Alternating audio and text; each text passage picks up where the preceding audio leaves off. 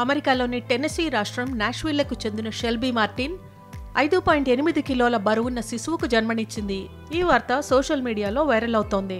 బాలభీముడి ఆకారంలో jumbo baby బాయ్ను చూసి అక్కడి డాక్టర్లు, వైద్య నిపుణులు ఆశ్చర్యపోయారు. సి సెక్షన్ ద్వారా ప్రసవం చేసిన వైద్యులు తల్లి బిడ్డ క్షేమంగా ఉన్నట్లు తెలిపారు. 5.8 కేజీల బరువుతో పుట్టిన శిశువుకి, తల్లికి ఎటువంటి కాంప్లికేషన్లు తలెత్తకుండా అవసరమైన మద్దతును అందించారు. ఎంతో సంక్లిష్టమైన ఈ తరహా శిశు జననాల్లో వైద్య నిపుణుల సహకారం ఎంతో ముఖ్య పాత్ర పోషిస్తుంది.